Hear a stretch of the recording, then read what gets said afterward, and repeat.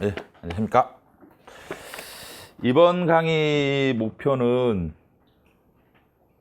사실 이게 족보가 요약서라서 그동안에는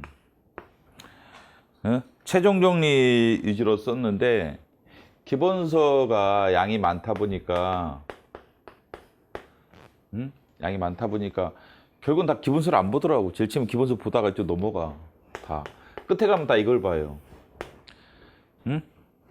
그래서 이번에는 어떻게 보면 족보로 진행하는 기본 강의라고 생각하시면 돼요. 족보로 진행하는 기본 강의다 이렇게 생각하고, 목표는 이제 여기에다가 기출 문제랑 결합해서 단권화를 시키시기 바랍니다. 여기다가 족보에다가 단권화를 시키는 것을 목표로 하시기 바랍니다. 그래서 족보로 기본 강의 들으면서 기출 문제 좀 풀고, 그다음에 기출 문제를 중에서 족보로 단권화 시키는 강의라고 생각하시면 돼요.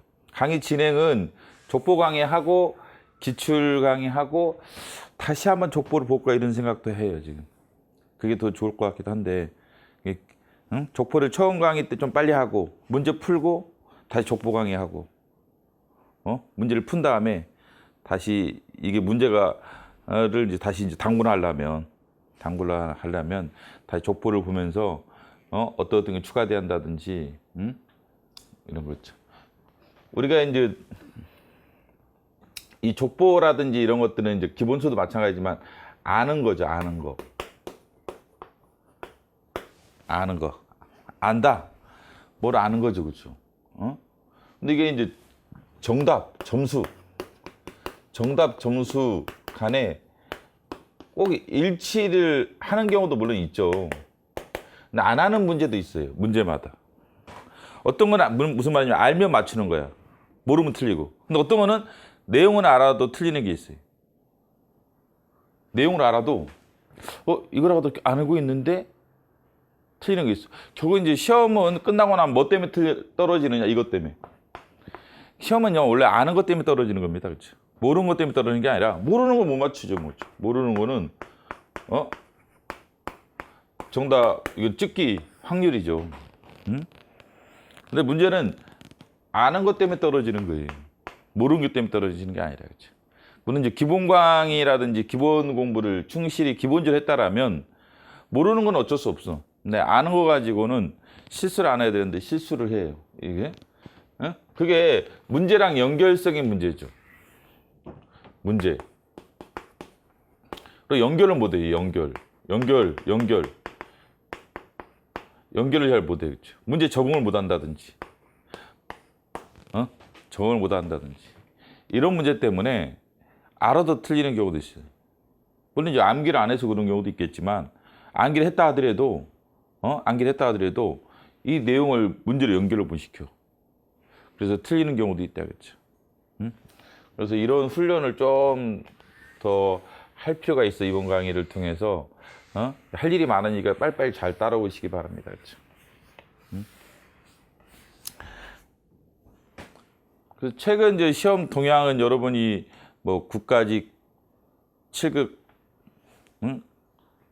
시험장에 가보신 분들은 알다시피 그 난이도는 좀 높아지고 있어요. 문장은 길어지고 있고. 난이도가 높아졌다는 것은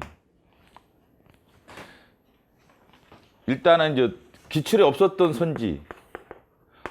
선지가 상당히 많이 들어왔어요. 기출이 없었던 선지라든지, 기출이 있었다 하더라도 기출 변형 선지. 옛날 같은 경우는 한 5년 전, 6년 전만 하더라도 합격자 헌법 평균이 96점이었어요. 저도 깜짝 놀랐어. 서울신문에서 저한테 의뢰해가지고 그 글을 하나 써달래 그래가지고 자료를 보내왔더라고. 여기에서 어떻게 생각하는지. 그래서 과목별로 합격자들 통계를 낸 자료를 보내줬더라고, 서울신문에서. 그랬더니 그 당시 헌법 평균이 96이었어요.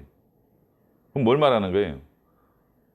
100점짜리가 수두룩하다는 얘기죠, 한마디로. 그렇죠? 합격자 중에서 또 80점 맞는 데 있을 수도 있어 여기서. 그러면 상당수 애들이 뭐야 하는 얘기야? 100점을 맞는다는 얘기야. 그럼 뭐해? 이게 80개 선지가 거의다가 한 76개, 뭐 78개가 기출 그대로인 거예요. 기출 그대로. 뭐 그 당시 수험생들이 헌법에 대한 뭐 이해도라든지 지식이 많아서 그런 게 아니라 그냥 기출 선지 컨트롤 C, 컨트롤 V. 80개에서 거의 대부분이. 그러다 보니까 뭐 평균이 이렇게 나왔던 거예요. 근데 이번에 보면은 합격자 되는 애들 중에서도 80점 되는 애들이 꽤 많아요. 80점대 애들이. 우리 스파르타반 지금 보니까 저번 주 토요일 날 보니까 535점짜리, 뭐 530점짜리, 뭐 525점 뭐 이런 수험생들이 저번 주 토요일 날 모였어요. 노랑의 토요일 날 모였어. 응? 작년에 이제 고득점에서 면접에 떨어진 학생이 있었거든. 작년에 520점 일반 행정 이 떨어졌단 말이죠. 작년에 480이 컷이었는데 한 520이면 한 20등, 30등 사이에 들 거예요. 상당히 그 고득점이죠. 이병국 보는 시험에서 한 20, 30등 했으니까 잘한 건데 애가 면접에서 미흡받았다. 미흡. 물론 이제 불합격을 했어요. 그래가지고 이 수험생을 불러가지고 이제 왜 떨어졌는지를 한번 설명을 해봐라. 라고 해서 또 흔쾌히 해주더라고. 다행히 이번 연도에는 국회지가 합격했어요.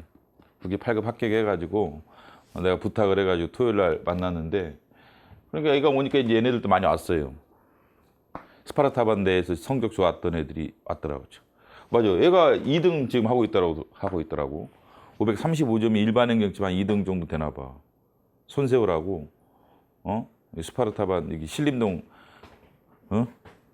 조교 출신인데 걔가 지금 공단기 일반 행정에서 지금 2등하고 있다고 그러더라고. 자기가 지금 545가 1등이고 자기가 2등이라는데 근데 애는 좀 나은데 나머지 애들 보면 의외로 90점대가 별로 없어요. 85점도 많고 90점도 있고 막 이래. 옛날 같으면 다 100이야 얘네들 뭐. 옛날 같으면 한 3, 4년 하더라도 합격자 중에서 공부 잘하는 애들 보면 다 100이야. 다 100이야. 작년에도 그랬어요 사실. 재작년에도 그랬고. 다 100, 헌법 100, 행정법 100. 근데 이제는 100이 거의 없어. 어떤 과목은 뭐 95, 어떤 과목은 85 이렇게. 무슨 말이야? 난도가 높아졌다는 거야. 합격자들 체감하는 것을 보면은 난도가 상당히 높아졌다는 거예요. 그 말은 무슨 말이냐면 기출에 없는 선지가 많이 들어왔거나 기출 변형이 많이 들어왔다는 거예요. 그리고 80개에서 한 20개 정도 이상이 이거예요. 기출 선지에 없었던 것들 20개 이상이. 그러다 보니까 이제 시험장에서의 체감도가 상당히 높았겠죠. 그래서 난이도가 이제 많이 높아지고 있고 문장도 길어지고 있다, 그렇죠? 이거는 이제 필연적인 거예요. 지금 생각해보세요, 그렇죠? 지방직 7급만 해도 저도 생각할수록 이거 만만치 않다. 봐봐, 영어, 한국사가 실제 없어지는 거잖아요. 2021년부터. 그러면 국어, 헌법, 행정법, 행정학, 지자로로 가겠지, 애들이. 경작 안 하겠죠. 그럼 국어 독해 잘하는 애들 많아. 그래서 독해 위주로 많이 나오잖아요. 인역제가 내는 것은. 그 다음에 헌법, 행정법, 행정학, 지자로. 이게 당락을 어떻게 결정해야 되겠죠? 변별력이 이거 옛날에는 영어나 한국사에서 많이 있었는데 영어, 한국사가 2021년부터 없어지잖아요. 7급에서는. 그럼 이게 4과목이야 실제. 지자로는 과목도 아니고 솔직히 말해서. 행정학의 일부라든지 행정법에 결합하면 별로 뭐 독립적 과목으로 보기 약간 힘든 면도 있어. 지자로. 그다음에 국어 잘하는 애들 입장에서는 공부 안 해 거의 진짜 보면 요새는. 그냥 문법 조금 하다가 말고 독해는 뭐 지금 잘하지. 그럼 3과목이 될 수도 있어요. 그 때문에 난이도가 높아질 수밖에 없다. 9까지 7급은 여러 피셋 도입과 더불어서 이제 4과목으로 줄어드는 거고. 5과목으로 5과목으로 줄어드는 거고. 4과목이지? 4과목으로 줄어드는 거고. 그러면 이게 변별력 때문에 난이도가 높아질 수밖에 없어요. 내 생각에는 문제 개수도 늘 가능성이 많아요. 20문제는 아닐 거다. 이거죠. 9까지. 최소한 20문제는 아닐 거예요. 문제 개수가 늘 가능성이 매우 높아요. 그러면 난이도가 이게 높아질 수밖에 없어요.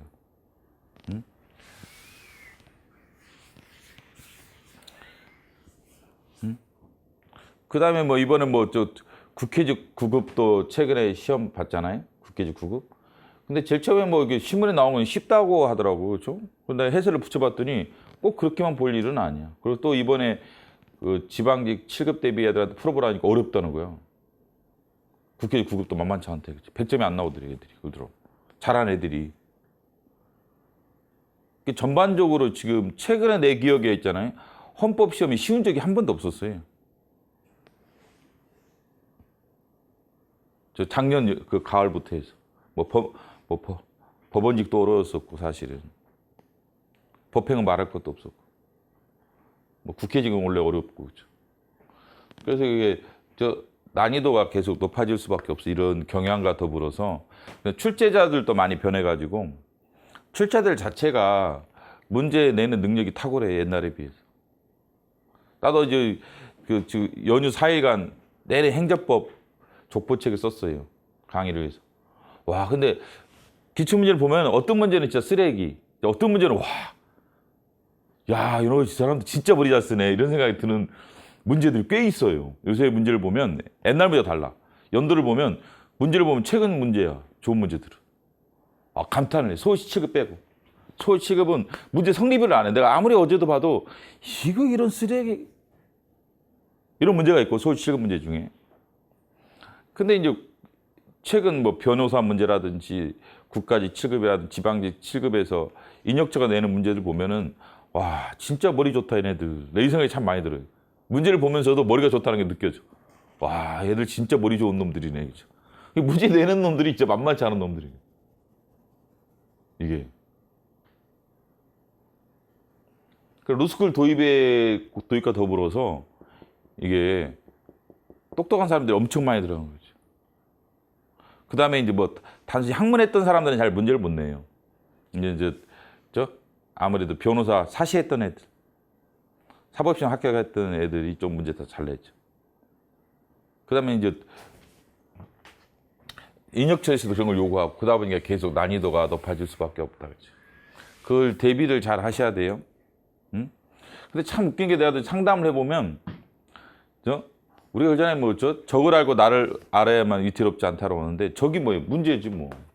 그다음에 나.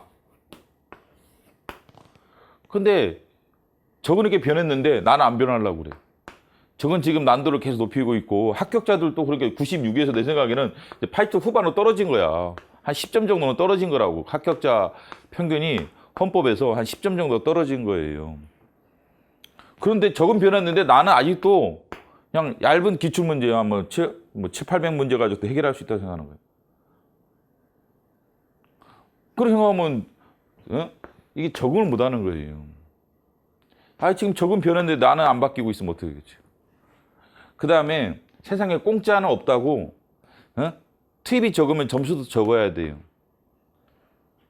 그럼 90점을 원하지 않든지 해야 되겠죠. 그래서 마음 자세부터 일단 다르게 해야 돼요. 허가 생기면 안 돼요. 허가 생기면 안 된다. 그렇죠? 후퇴하면 안 된다. 그렇죠? 마음에 허를 두면 안 돼. 그렇죠? 강하게 마음을 먹고 세게 나가야 한다. 세게 나가야 한다. 자꾸 마음에 허가 들어가 애들이 보니까 무슨 뭐 이렇게 뭐 얇은 책을 어떻게 해서 어떻게 해결하는 방법은 없어요. 그런 마음을 먹는 것 자체가 옳지 않은 거다. 그렇죠? 수험은. 왜? 이게 바뀌었다. 그렇죠? 기출이 그대로 나오는 시대가 아니에요. 아니, 합격자 평균이 10점 정도 떨어졌는데 아직까지도 정신 못 차리는 사람이 있다. 그렇죠? 내년 가면 내년이 이제 마지막 연도라고. 피셋 들어오기 전 마지막 연도라고. 그럼 내년에는 이제 또 더 어려워질 가능성이 많아요. 올해보다 더 어려워질 가능성이 상당히 높다고 나는 봐요. 여기도 내 기본 강의 6월 말에 들었던 수험생 내가 분명히 그랬다고. 문제가 어려워질 거라고. 내가 분명히 기본 강의 하는, 지금 2명이나 내 기본 강의 들었던 애들이. 내가 분명히 문제가 어려워질 거다. 잘못하면 멘붕 갈 수 있다. 기출이 없는 선지가 많이 나올 거다. 예측을 했다고.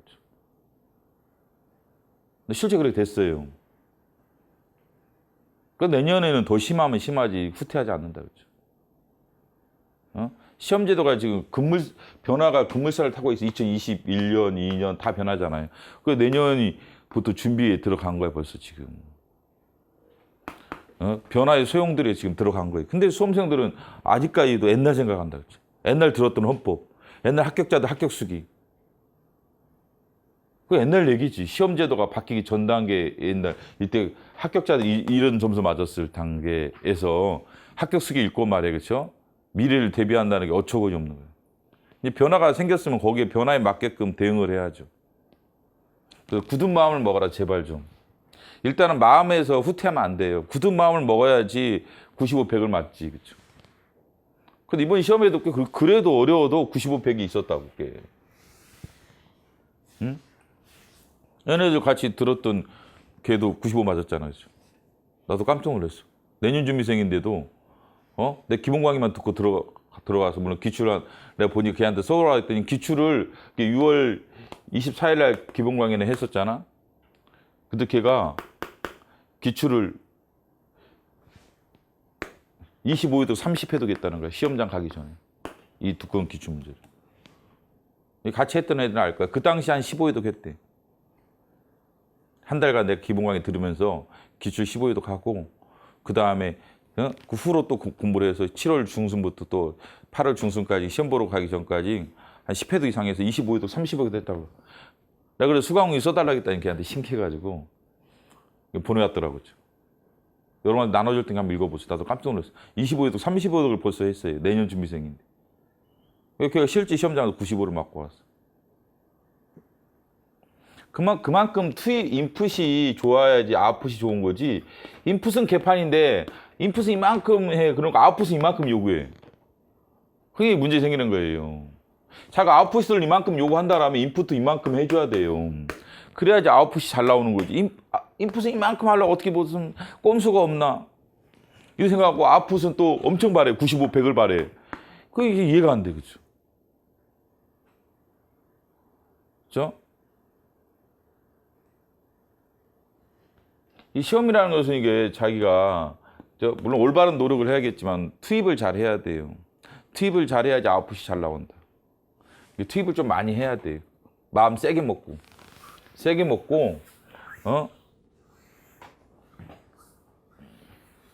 뭐 조그만 거 힘들다고 뭐 좌절하지 말고 좀 세게 먹어라. 그렇게 쉽게 좌절하는지 모르겠어. 쉽게 좌절하고 말 쉽게 무너지고 이러지 마시고 좀 마음을 단단히 먹으세요. 단단히. 응? 뭐 피해갈 수 있는 방법이 없다.